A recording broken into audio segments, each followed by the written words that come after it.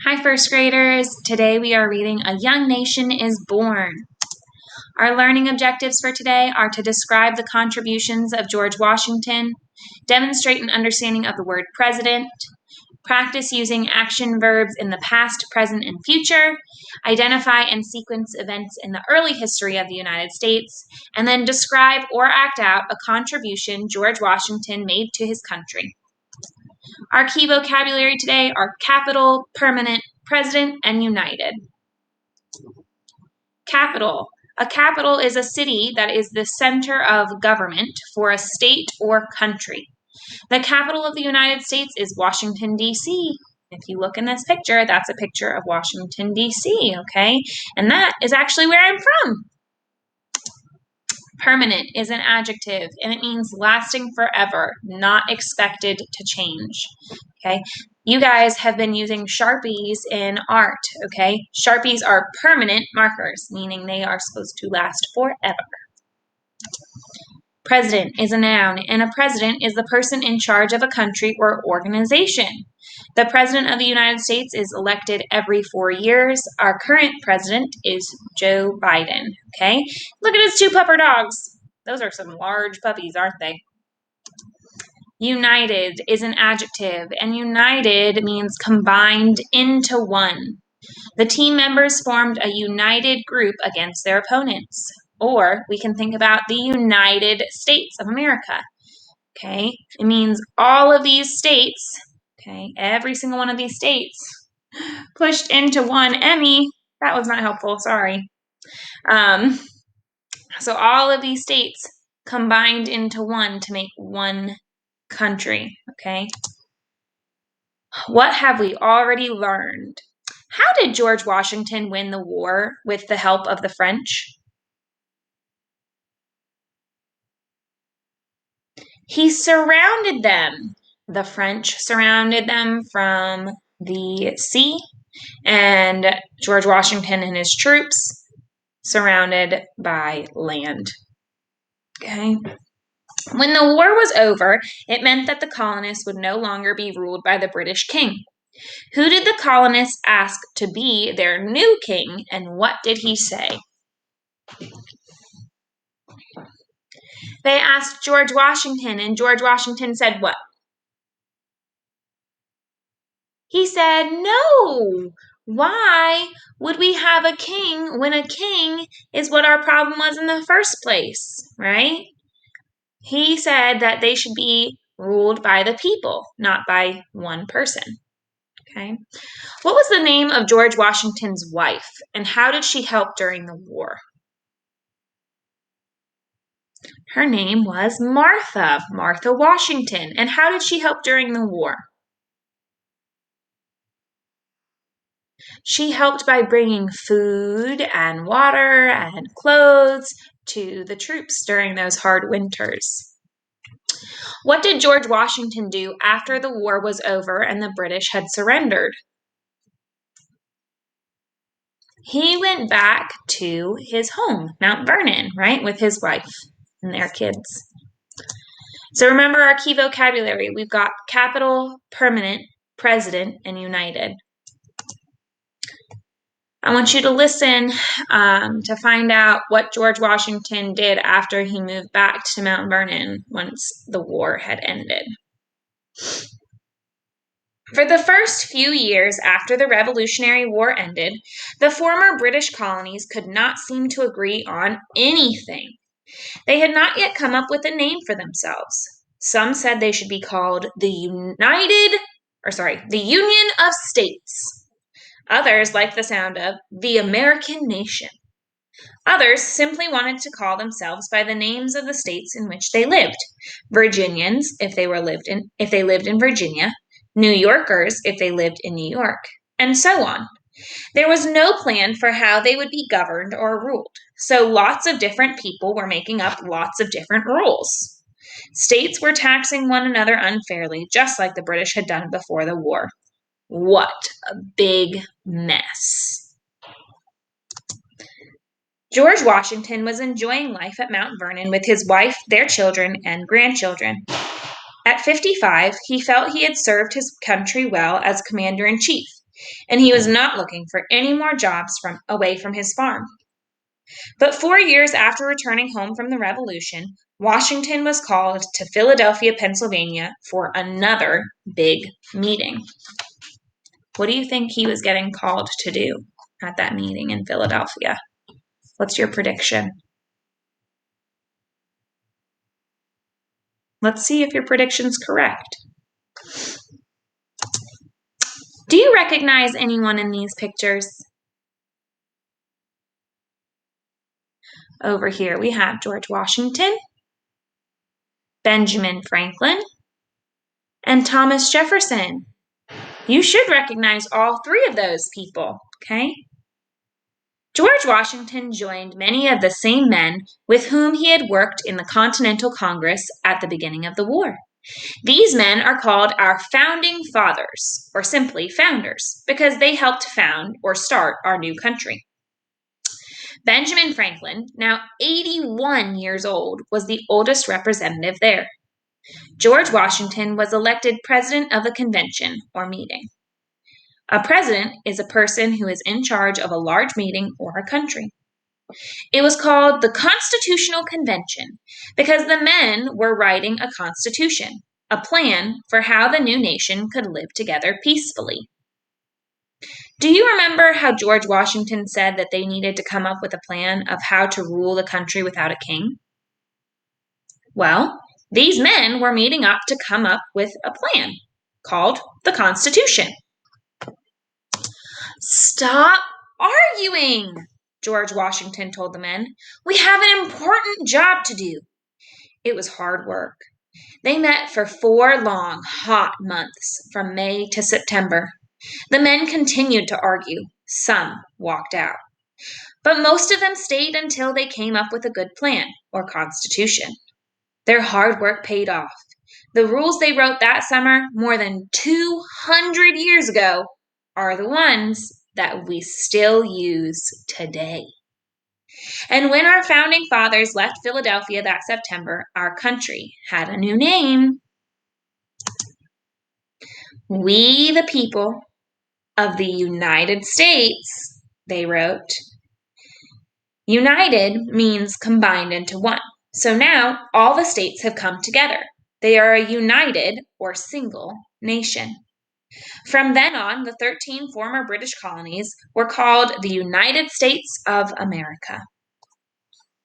One thing the representatives discussed that summer was their need for a leader. They decided that a president chosen by the people to serve for only a few years would be better than a king who was not elected and served for his entire lifetime. And guess who they wanted to lead them? You guessed it, George Washington. Once again, he had wanted to settle down at Mount Vernon, but once again, he had been called to serve his country.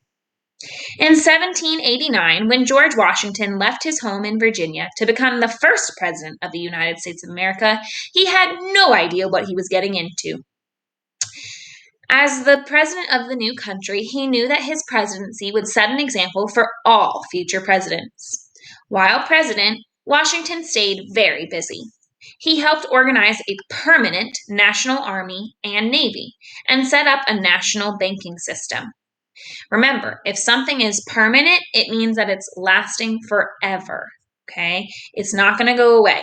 Today, our country still has a permanent national army and navy, okay? As president, George Washington lived first in New York City and later in Philadelphia. He worked hard on plans for a city that would be our nation's capital. George Washington personally chose the capital site along the Potomac River on a land that is between Maryland and Virginia.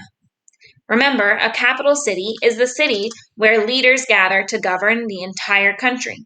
The word capital can also mean an uppercase letter, but that's not what we're talking about today. Okay, this picture is another picture of Washington, D.C. This capital city would not be in any state, so no state could say that it was in charge of the country. The capital city was designed to have a house in which the president and his family would live. It would also have many government buildings. George Washington was no longer president when the capital city was finally built, but the city was named in his honor. It was called Washington, D.C. Now, D.C. stands for District of Columbia. After serving as President of the United States for 8 years, George Washington packed up and headed home to Virginia. He died at Mount Vernon at the end of 1799, about 2.5 years later. A patriot, a founder of our nation, a military commander, and our first president, Washington has rightly been called the father of our country. Many places have been named for him. Monuments and statues have been built in his honor. You can even find his picture on our money, both on a paper bill and on a coin. Okay, George Washington can be found on a $1 bill and on our quarter. Alrighty, let's do some comprehension questions and word work. What did George Washington do after the war ended? Well, first he went home, right? And then what happened? They said, George, we need you. We're going to have another meeting. And he was like, okay. So he went to the meeting, and what happened at the meeting? What were they trying to do? Write the rules for our country. Do you remember what they were going to call the rules for our country? Starts with a C. Constitution, okay? And that meeting was called the Constitutional Convention because they were writing the Constitution. What else did they decide at that meeting? That they were going to be ruled by a president. And who did they elect to be president? George Washington. So he thought that he had retired, but then our country needed him. So he stepped up and he became our president. And then he retired and stayed at home for Mount Vernon for some time, and then he passed away. Okay. So the read aloud tells us that George Washington was a founder or a founding father of our country. What did these founders do? They helped write the rules for our country to live by, right? Called the Constitution. They helped set up our nation. If Washington loved Mount Vernon so much, why do you think he left again? First going to Philadelphia for another meeting, and then becoming President of the United States. Why do you think he would leave his home? He loved it so much. Remember, he kept wanting to go back. So why would he give that up to work more? Because he fought really hard for our country to have its independence, right? And he realized that his job wasn't over yet. He still had some work to do. He knew that his help was needed in founding the new nation. Why do you think that George Washington felt it was important to have a permanent or lasting army and navy?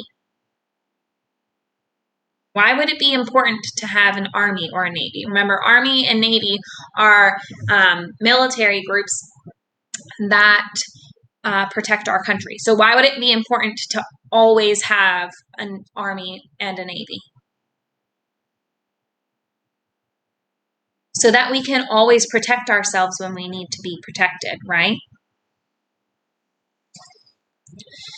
The author of the read aloud said that George Washington is called the father of our country. What reasons were given for calling him the father of our country? We kind of talked about this a little bit. He was a patriot, a founder who helped write the Constitution. He led the military, and he was our very first, not king, but president. Okay. If you had a chance to meet George Washington, what would you say to him or ask him?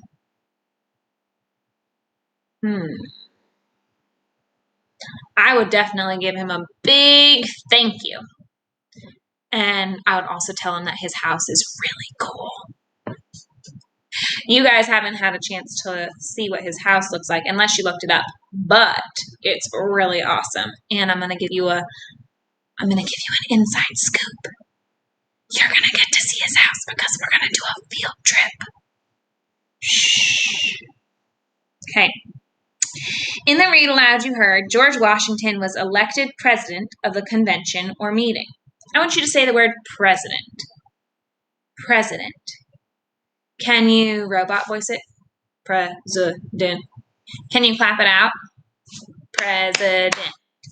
Okay. A president is in charge of a meeting or a country. Every 4 years, the United States elects a president for the country. Okay. Alrighty. Let's make sure we hit all of our learning objectives today. Did we describe the contributions of George Washington? Yes. Did we demonstrate an understanding of the word president? Yes. We are going to you're going to watch a different video here in just a minute where you're going to practice your action verbs in the past, present, and future. We are going to identify and sequence events in the early history of the United States in your Nearpod. And then you are going to describe or act out a contribution that George Washington had made to his country. Okay, you're going to do that as your assignment. All right, guys, I can't wait to see those either descriptions or little skits that you make. Bye.